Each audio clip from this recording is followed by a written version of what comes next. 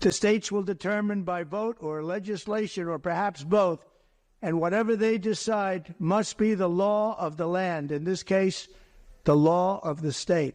A lot of political reaction to that. What were your thoughts? I think he hit it right on the head because it was taken away from the states 50 years ago or so, and that was a big victory to return that to the people. To me, this should be determined by the people of each state through their legislatures. That obviously makes the contrast between Joe Biden and Donald Trump quite clear. We are very clear, and Joe Biden has been clear. If Congress passes a law reinstating the protections of Roe v. Wade, Joe Biden will sign it into law. The Vice President and Senator Mike Braun reacting to former President Trump's statement this week on the issue of abortion. As we bring in our panel right now to talk about this week's top stories, joining us here in studio this week, Abdul Hakim Shabazz from IndyPolitics.org, Purdue political science professor Dr. Martin Sweet, and two former state lawmakers. For the Democrats, former State Rep Terry Austin, and for the Republicans, former State Rep Mike Murphy. Great to have you all with us. Terry, I'll start with you here. This back and forth on abortion coming the same week as a Supreme Court ruling in Arizona allowed a 164-year-old law to be enforced. No doubt this is going to be a very big issue here at the ballot box in 2024. Oh, I think it's going to be a very big issue, and I think people will see how the public really feels about this. There may be some voters who this is not their major issue, but I can tell you with a lot of women on both sides of the aisle and even independents, they believe this has gone too far, way too far. Mike, the former president's comments were criticized by former VP Mike Pence. The two have gone back and forth on a lot of issues here in recent weeks after Pence again said that he wouldn't support Trump for president this year. Well, what kind of impact do you think that'll have, if any? Not that much, because I think if you look at the polls in Indiana, at least 18 to 19% of the voters, or the Republican voters, think it's a big issue. Anybody who's, whatever side you're on, pro-choice or pro-life, has already been voting that way for 30 or 40 years. And so I don't think it makes a big difference.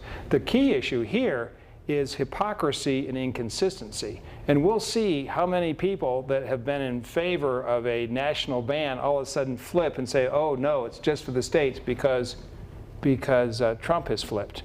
And they will follow him into hell, frankly. Abdul, how do you see this dynamic playing out on abortion and more broadly here in the midst of this election? I think abortion is a losing issue for Republicans. If you look at what happened in Ohio, look at what happened in Tennessee, how Democrats won and sort of swept the ballot. It's a losing issue. I don't know what those Supreme Court in Arizona was doing, bringing back a 164-year-old law when my ancestors were slaves and women couldn't vote, women were considered property. This is just going to be a disaster, a mess, and they're going to find out how much of a mess it's going to be when votes go to the polls in Arizona. And of course, Martin, this issue is just likely to be one of many issues on the minds of voters this year. The economy among them still topping the polls in terms of issues that voters say are important to them this year. Right. The political parties actually have sort of a different list of issues that are much more important to, all right? So that if you ask someone, you know, what are your most important issues? If they tell you climate change, if they tell you reproductive care, you say, oh, there's a Democrat, right? But if they say terrorism, immigration, that's Republican. It's not that people don't have views on these other issues, but some of these issues are more motivating than others.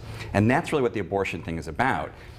Public opinion is not going to be swayed on this, but will this motivate additional Democrats to come out? And that's probably what we've seen around the country, as Abdul referenced, right? And that's why you're seeing in Florida, Democrats have succeeded in putting that on a ballot there, in the idea, could they maybe make some hay there? Let's look at some of the polling here in Indiana. I want to come back to Abdul now as we look at some of the polling results on this race for governor here in the Hoosier State this year. A poll just released by State Affairs Indiana Thursday. We'll show you that here. It had Mike Braun ahead by more than 30 points. And then, Abdul, you commissioned a poll with IndyPolitics.org that had Mike Braun ahead by 23 points. We'll show you that one as well, with Crouch, Doden, and Chambers all hovering around 10%, Curtis Hill just under 5%. What do you make of those numbers, and what else stood out to you most in these polls? In our poll, in the State Affairs poll, and also in the CBS Fox 59 poll, Mike Braun is the front runner. There's no doubt about that. But there are enough undecideds to make a difference. And so the question is, for Suzanne Crouch, or Brad Chambers, or Eric Doden, can you get to those undecided voters with so many people in this race? In the race. Right. That's going to be the challenge. So you got to reach those undecided voters and convince them to go to you, because they're probably not going to go to Mike Braun, because Mike Braun is probably sort of plateaued as to where he is at that sort of 33, 43 percentile range. Your poll also had fairly high approval numbers for Governor Holcomb amongst Republicans as well, which I know is somewhat of a surprise. Yeah, because with all the candidates sort of trying to distance themselves from the governor, I thought it was interesting. Okay, well, Eric Holcomb's approval rate is like 65%. So how do you distance yourself from a very popular guy? Yeah, Martin, what do you make of those numbers, and also those numbers showing Governor Holcomb still actually fairly popular among Republicans, even as these GOP candidates try to distance themselves from the governor at times? Yeah, I think it's sort of a sign of the times, and it's in many ways sort of expected, right? You've got sitting senator, right, the highest name ID, so people know who he is. Could they name his legislative agenda or what he's what he's done? Probably not, but they know the name. And so in a primary, that kind of thing matters a lot. I don't think if you ask people on the street who's lieutenant governor or can you name me 2 IEDC chairs, they could come up with names, right? Chambers has done great. If it was 2008 or 2012, like the party's, that's not really where the party is today. It looks a lot like where Mike Braun is, and so I think it's sort of lined up with him. Unless there's some sort of self-own a la Richard Murdoch, Braun looks like he should be winning this thing. So given all of that, Terry, I want to ask you about the group that we spoke with earlier that's trying to get moderates or even Democrats to vote in the Republican primary this year in hopes of getting more moderate candidates. What do you make of that movement? Recenter Indiana. Recenter Indiana, that's right. Well, I find it interesting, and what it does, you know, first of all, there may be a small number of Democrats who cross over in this, particularly where they may not have, you know, contested races in their area. But the truth is, it reminds me of the last-ditch effort that Senator Lugar's campaign did in their final stages when he was beat by Richard Murdoch, encouraging Democrats to come across the aisle. And there were a lot of Democrats who supported Richard Lugar. Whether or not they're going to feel the same way about going in and voting in a Republican gubernatorial race where the ads have been so hateful and they're tearing each other apart is a whole different issue. There you had a clear choice. So. Mike, your thoughts on that effort and what effect that might have, if any, on this race for governor? I think very few people will cross over to vote for, you know, St. Peter, frankly. I just think they get into their lane and that's what they do.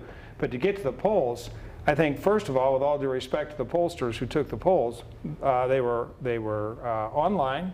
At least the State Affairs was. I don't know about yours, Abdul, but the State Affairs one was. That doesn't catch the same kind of sampling as you would if you mixed phone and online or went all phone. And so you also have to look at how the questions were answered, or asked, I should say, sure. And again, where the sample was taken from within the state. And so there's a lot more to look at than just what you can say in 30 seconds on TV. But I will say, Crouch is still clearly in second place behind Braun, who's way ahead. But only barely in these polls. Pardon me? Only barely in second in a lot of these polls, yeah. But I feel sorry for Doden and Chambers, who've been sitting there writing checks to consultants. They've $19 million worth of checks, and they're at 8%. And it may just be a battle for second place in the end that somewhat meaningless. In the Democratic primary back in 2008 when Hillary Clinton and Barack Obama were on the ticket here in Indiana. There was a crossover there that he's answered questions about, certainly in this race and beforehand. All right, our thanks to the panel. They'll be back in a few minutes. Coming up next, the economic impact of this past week's total solar eclipse. We'll hear from the governor about that straight ahead.